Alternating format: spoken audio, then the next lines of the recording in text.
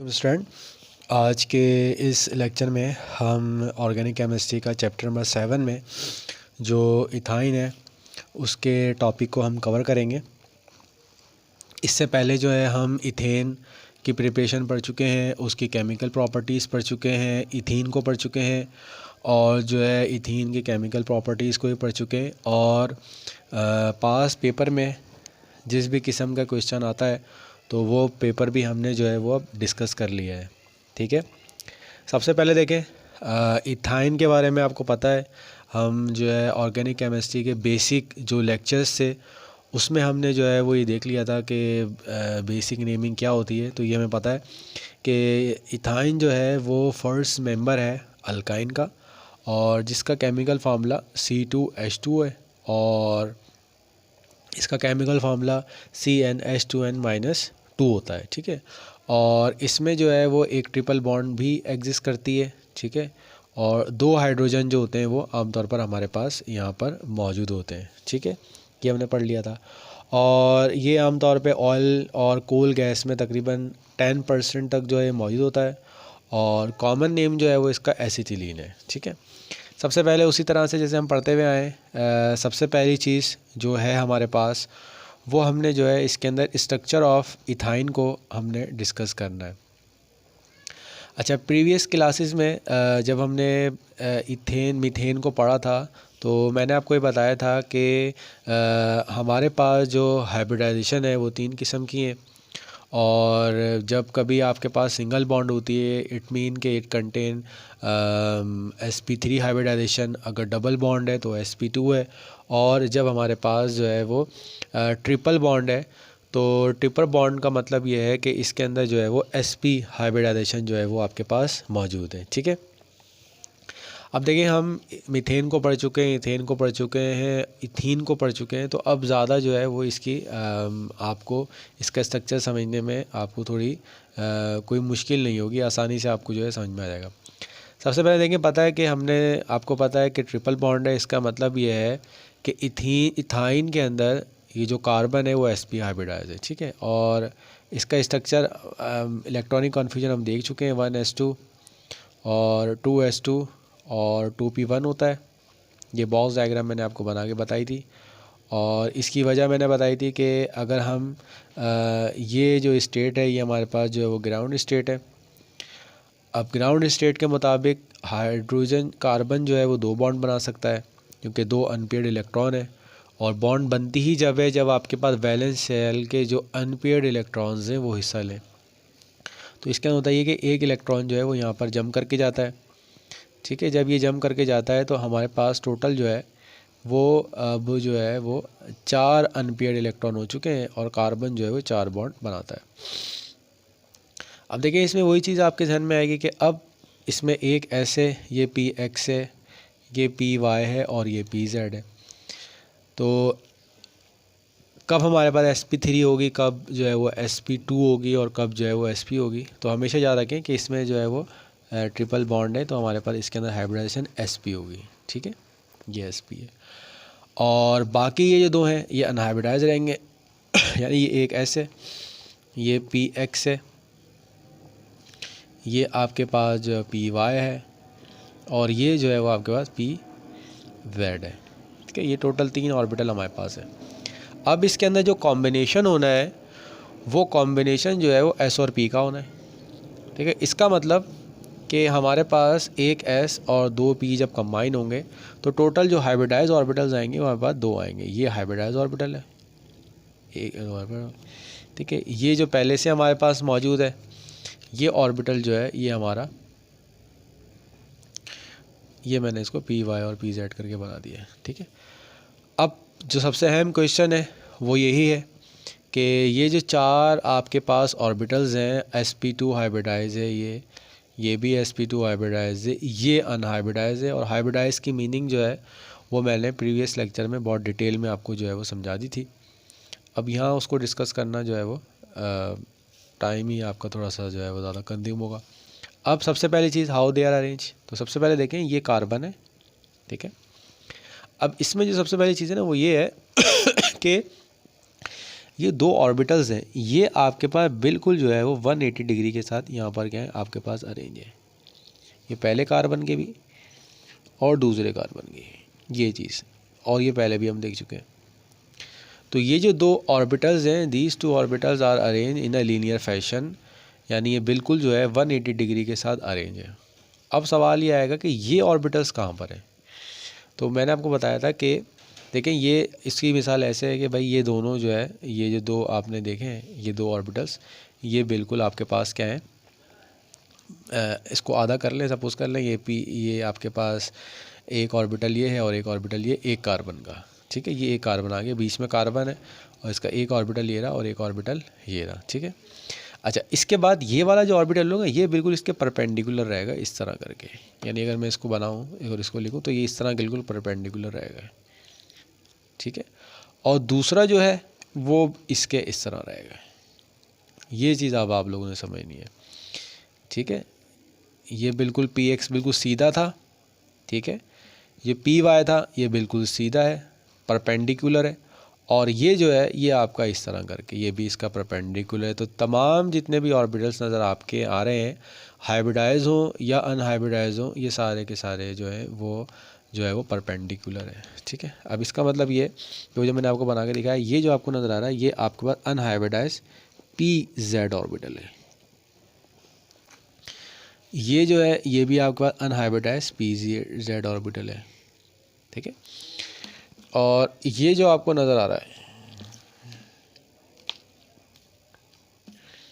ये आपके पास जो है वो pz ऑर्बिटल है, जो मैंने यहाँ पर आपको ड्रॉ करके बताया है। ये pz ऑर्बिटल है, ठीक है। अब इसको अगर हम वैसे भी ड्रॉ करके देखें ना, ये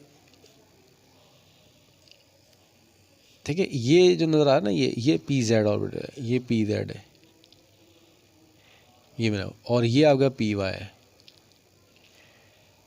ठीक है। और ये बिल्कुल सीधा होगा, ये आपके पास क्या होगा, px होगा। तो ये आपका डायग्राम है। तो सिर्फ आप देखना चाहते हैं तो इसकी ये देख लें, pz को देख लें, ये pz आपको नज़र आ रहा है, यानी दीवार के अंदर। यानी आप सपोज़ करें कि ये आपके पास जो है वो आपका वाइट बोर्ड है, वाइट बोर्ड के अंदर अगर आपकी जो नाक की, अगर आप वाइट बोर्ड पर उसके बिल्कुल सीधे खड़े हो, यानी आप अपनी नाक की सीध पे खड़े हो, तो ये जो नज़र आ रहा है ये P जो है वो आगे pz है। py जो बिल्कुल x एक्सिस में आपको नज़र आएगा, ये आपके पास px होगा, ये py होगा, ठीक है। और px के बारे में तो आपको पता ही है। अब ये मैंने तीन, अब ये तीन जो है ये वाला ये जो है ये px है, ये जो नज़र आ रहा है ये py है, और ये जो नज़र आ रहा है इसको थोड़ी समझने में प्रॉब्लम होती है, ये दीवार के अंदर है जा रहा है पीछे। तो ये आपको बात ये बनवा दें।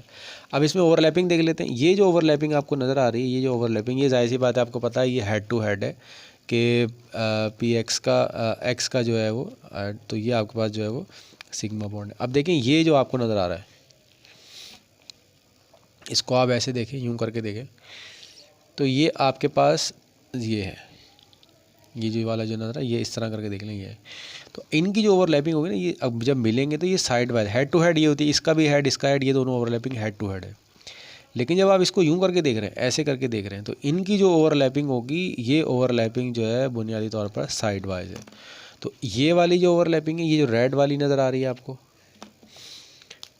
ये जो ओवरलैपिंग है ये आपके पास जो है पाई बॉन्ड बनेगी, और ये एक ही पाई बॉन्ड है, ठीक है।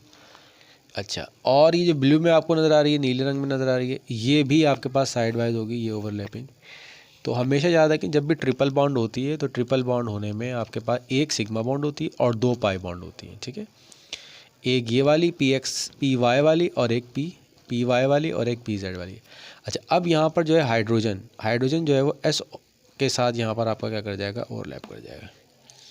तो ये आपके पास बुनियादी स्ट्रक्चर जो है वो बन चुका है, ठीक है। तो ये चीज़ जो है वो हमने पढ़नी थी। अब इसकी वर्डिंग देख लेते हैं क्या है। तो स्टूडेंट ये स्ट्रक्चर आता है, और ये इथीन और इथाइन का स्ट्रक्चर आमतौर पे 4 मार्क्स में जो है वो आता है। अब इसमें देख लें, पहली चीज़ जो है वो ये है कि इसके अंदर ईच कार्बन, जो भी हम पढ़ के आए, ईच कार्बन इन C2H2 यानी एसिटिलीन और इथीन इज़ sp2 हाइब्रिडाइज। ये बात आपको पता लग चुकी है, ये sp2 हाइब्रिडाइज है। और इससे पहले भी एक हम पॉइंट लिख लेते हैं कि जो इथाइन है, ethyne consist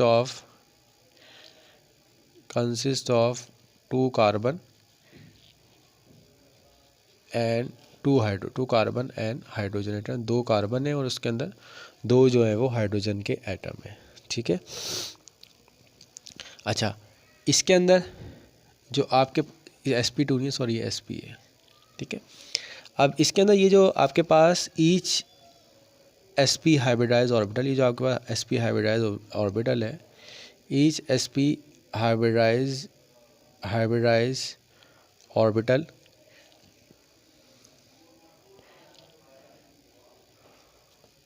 overlap with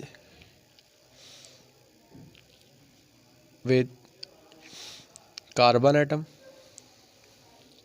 carbon sp hybridize and hydrogen atom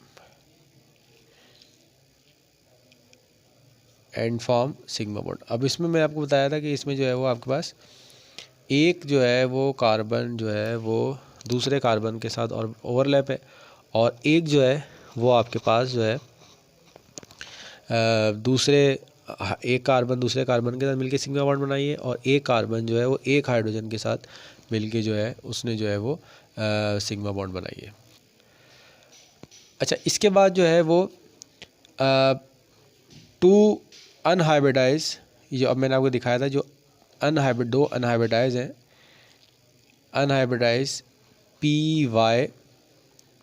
and pz orbitals overlaps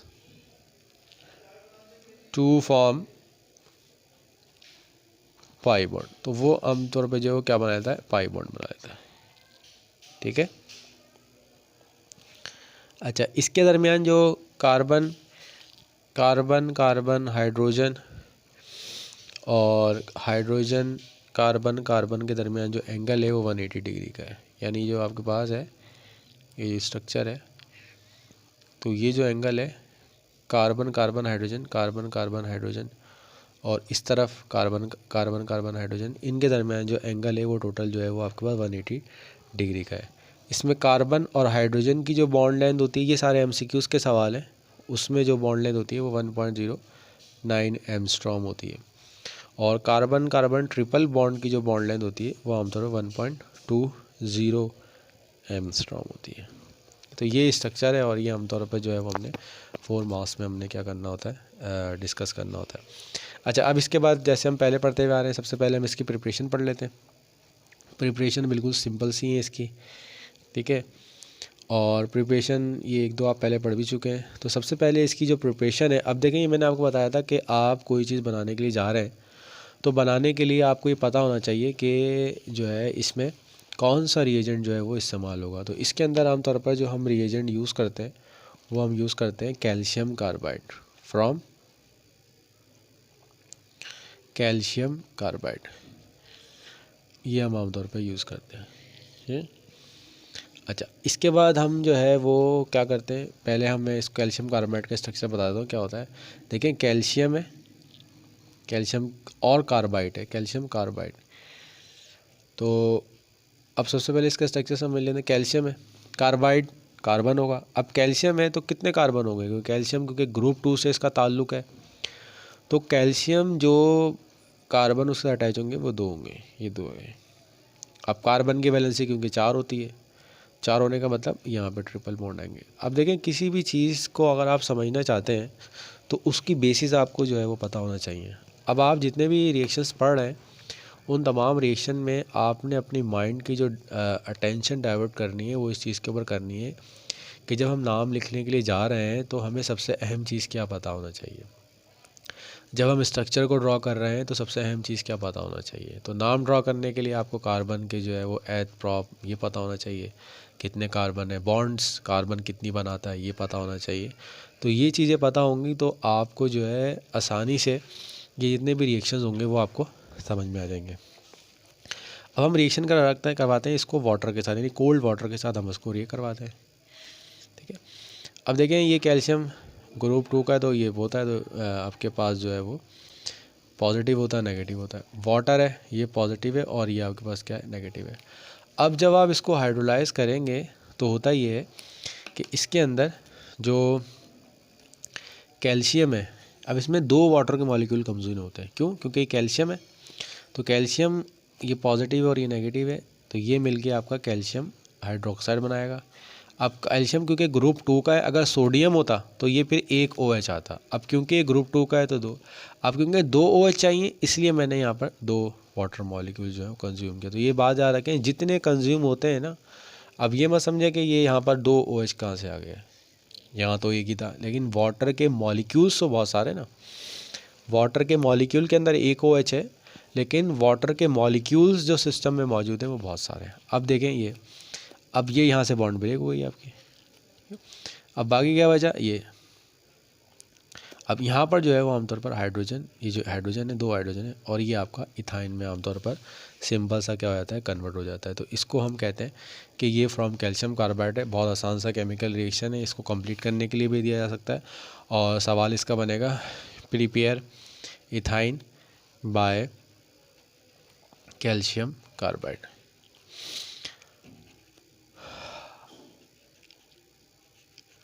ठीक है, ये हमने जो है यहाँ तक इसको पढ़ लिया है। इसके बाद अब जो है अब हम इसका दूसरा मेथड पढ़ने के लिए जा रहे हैं।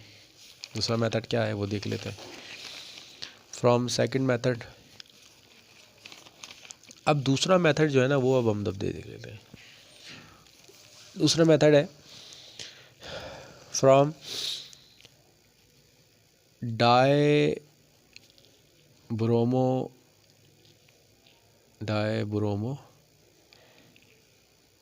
इथेन, और डायब्रोमो इथेन का मतलब ये विसिनल डायहैलाइड्स है। विसिनल डायहैलाइड्स मैंने आपको बताया था, इसको कहते हैं विसिनल डायहैलाइड, यानी वो आपके पास हैलोजेंस जिसमें हैलोजन कंसेक्यूटिव कार्बन में अटैच हो। अब इसकी मिसाल ये है, ये सी है, ये सी है। अब इस रिएक्शन को आपने जो है बहुत गौर से सुनना है, पहले भी आप ये रिएक्शन पढ़ चुके हैं, ये भी यार है। अब इसके लिए जो हम यूज़ करते हैं वो अल्कोहलिक KOH यूज़ करते हैं, अल्कोहलिक KOH हम इसके अंदर यूज़ करते हैं। अब इसमें देखें क्या होगा, अब ये रिएक्शन आपने पहले भी पढ़ा था और अब आप दोबारा पढ़ने के लिए जा रहे हैं। इसमें देखें ये इलेक्ट्रोनेगेटिव है, पॉजिटिव और नेगेटिव। सबसे पहले स्टेप में याद रखें कि ये K और एक Br ये ठीक है, जिस कार्बन का Br है उसके बिल्कुल बराबर वाला हाइड्रोजन, तो ये वाला बराबर वाला हाइड्रोजन ये और ये, तो ये मिलके जो है वो आपका जो है वो KBr बना लेगा, ठीक है, और ये आपका मिलके वाटर बना लेगा, ठीक है। और ये हटा है, ठीक है, तो इसके हटने के नतीजे में जो है वो यहाँ पर आपका Br यहाँ पर रह जाएगा और ये हाइड्रोजन हमारा आ जाएगा। पहली चीज़ हमने यहाँ तक हमें जो है ये चीज़ समझ में आ गई, ठीक है। अब ये जो रिएक्शन है यहाँ पर स्टॉप नहीं होता और मज़ीद फिर ये रिएक्शन आगे कंटिन्यू रहता है। और उस रिएक्शन में क्या होता है कि आपका, ये मैं आपको स्टेप बाय बता रहा हूँ ताकि आपके जहन में समझ में आ जाए। पेपर में आपको ये पूरा लिखना नहीं होता, आपको सिंपल सी इक्वेशन लिखनी होती है, वो मैं भी आपको बताता हूँ। अब जो नेक्स्ट स्टेप में होगा कि अब जो है वो ये Br और ये H, ठीक है, ये पता है जब बॉन्ड निकल गई, वैकेंसी खाली हो गई तो यहाँ बॉन्ड आएगी, तो ये आपका जो है बना लेगा KBr, ये बना लेगा वाटर, और यहाँ पर जो है वो आपके पास क्या जाएगी ट्रिपल बॉन्ड आ जाएगी, ठीक है। तो इसमें जो चीज़ आपने देखनी है वो क्या देखनी है, कि ये बुनियादी तौर पर एलिमिनेशन रिएक्शन है। पहले स्टेप में एक Br, और ये रूल हमेशा याद रखें ऑर्गेनिक केमिस्ट्री में, अगर एक कार्बन का कोई एटम निकल रहा है तो दूसरा जो है उसके बराबर वाला निकलेगा, ठीक है।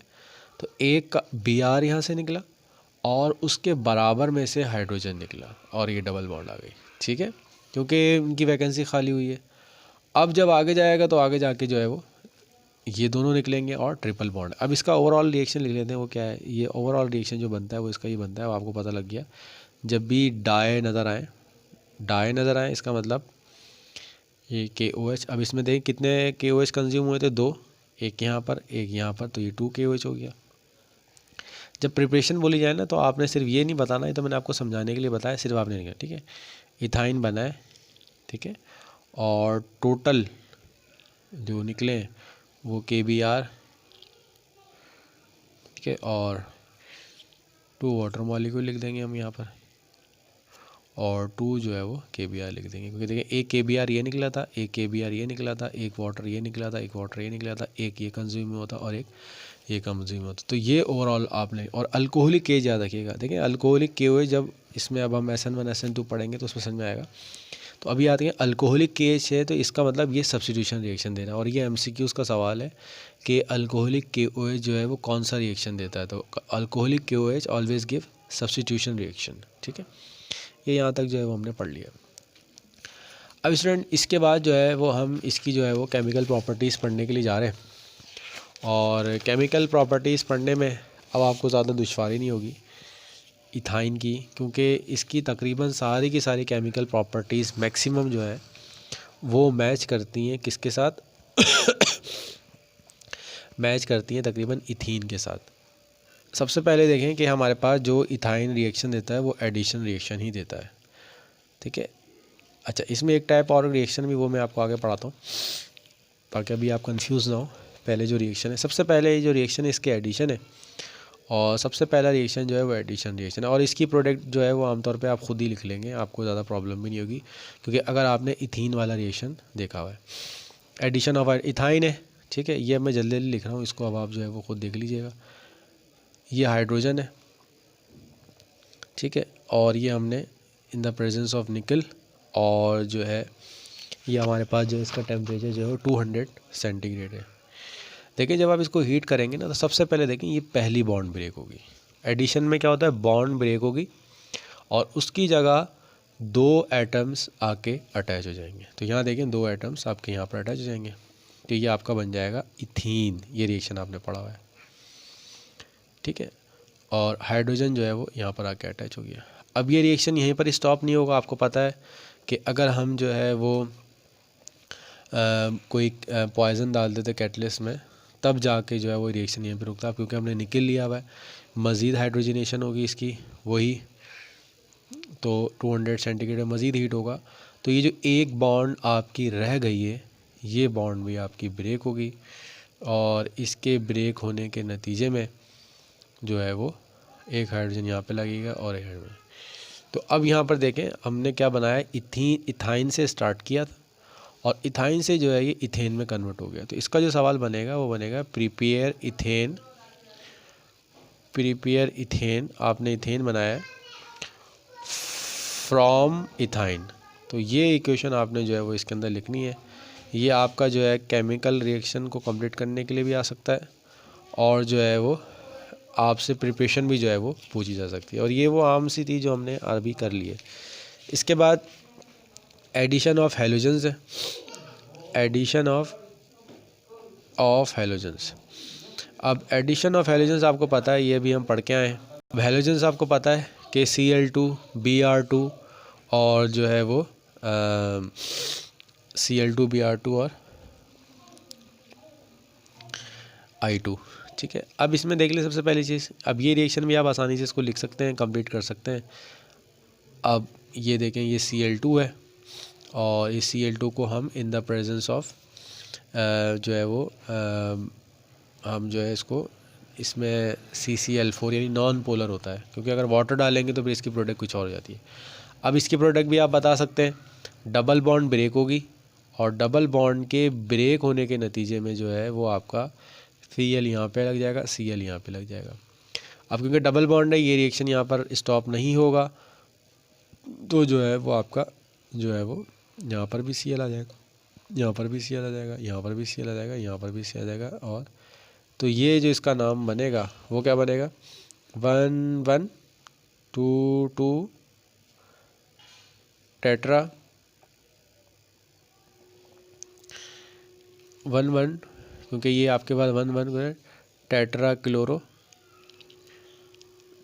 क्लोरो और क्या होगा, इथेन।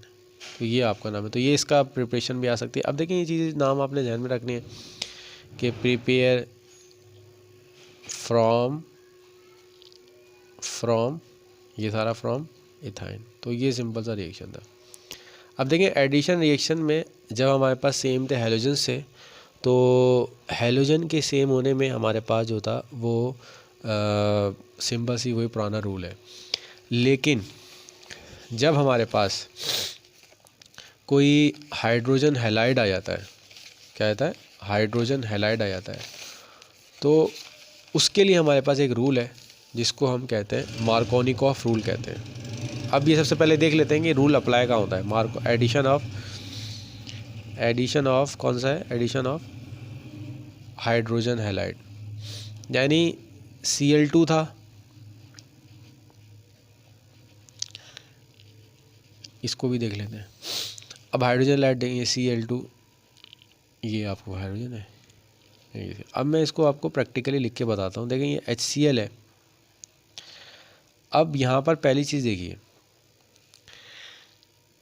इसको मैं प्रैक्टिकल करके दिखा देता हूँ। अब ये अटैक करेगा, ये डबल बॉन्ड ब्रेक होगी, ठीक है। अब इस डबल बॉन्ड के ब्रेक होने में जो पहला सवाल आता है वो ये आता है कि जो हाइड्रोजन है ये इस कार्बन पर जाएगा या इस कार्बन पर जाएगा, ठीक है।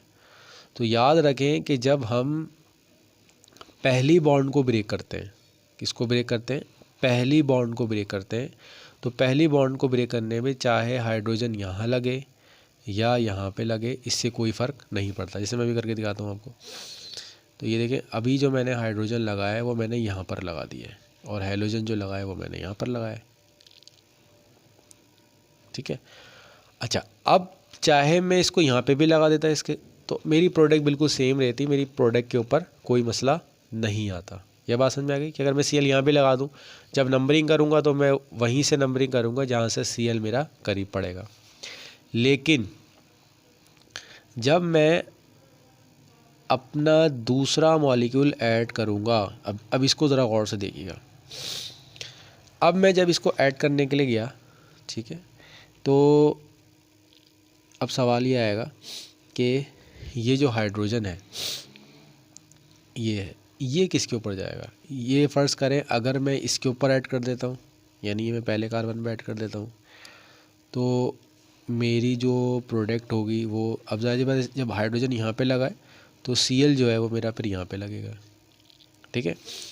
और अगर मैं हाइड्रोजन, अब यहाँ गौर से देखें, इसको मैंने पहला कह दिया, पहला कार्बन कह दिया है, ठीक है, पहला, चलो इसको कह देते हैं पहला कार्बन, क्योंकि Cl अटैच हुआ है ना, इसको हम कह देंगे। तो इसमें देखें कि हमने यहाँ जो Cl को अटैच किया है वो पहले कार्बन के साथ अटैच किया है, Cl को पहले कार्बन के साथ अटैच किया। अब हम Cl को अटैच करते हैं किसमें, दूसरे कार्बन पर, यहाँ पर।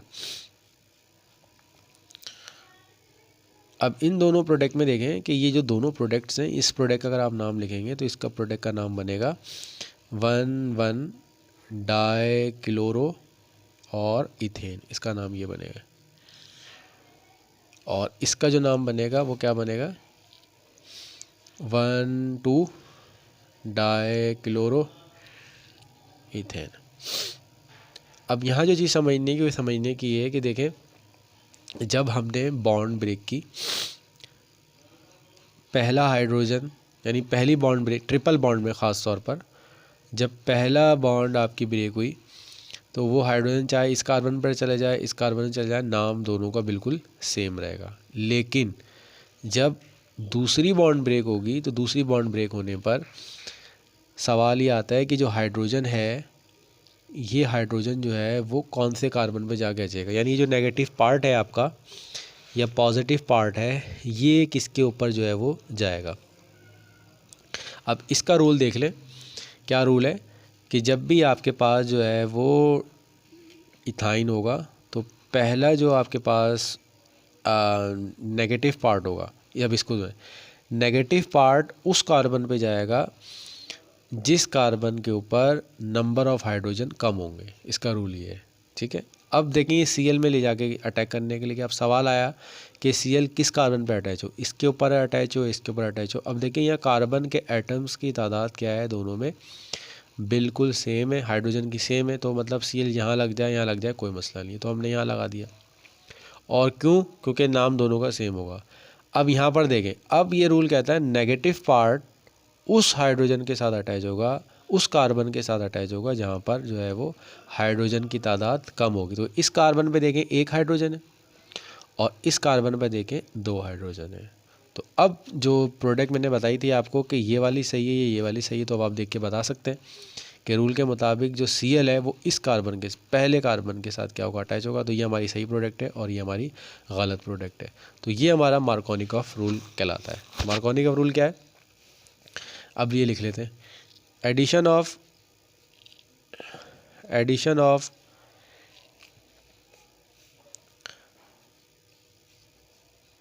Second molecule of HBr to vinyl bromide, ठीक है, टेक प्लेस अकॉर्डिंग टू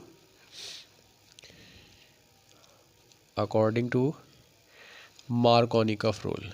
यानी जब भी आप इथाइन में लिया आपने, ये इथाइन के लिए एप्लीकेबल है, तो उसको जो हम ऐड करेंगे वो मार्कोनिकॉफ रूल के मुताबिक करेंगे।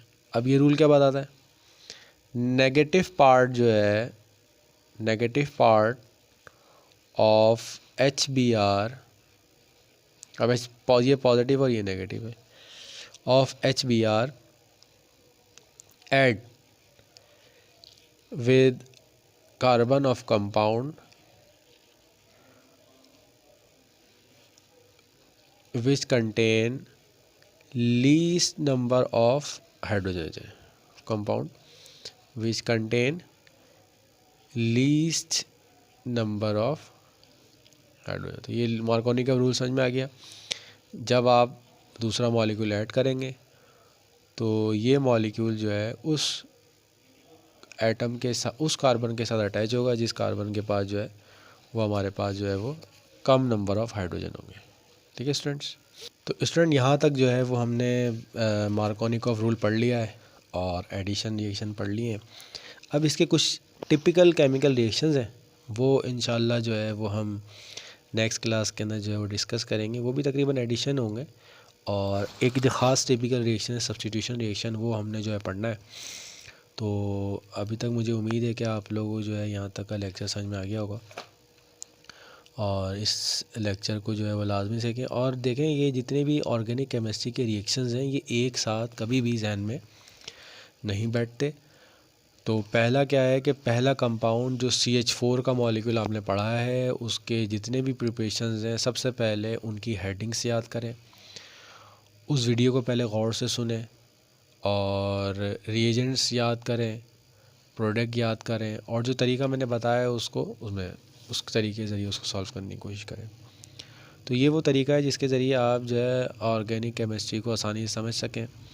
अब देखें ये भी हमारी ऑनलाइन क्लासेस चल रही हैं, तो इसमें जो है वो कोशिश ये करें कि ये जब हमारे कॉलेज खुलें तो कॉलेज खुलने से पहले जो है ये हमारी जो वीडियोज़ हों ये काफ़ी दफ़ा देख चुके हों आप। तो जब कॉलेज में आप आएँ तो आपकी जो है वो सिर्फ आपके पास सवालात हो।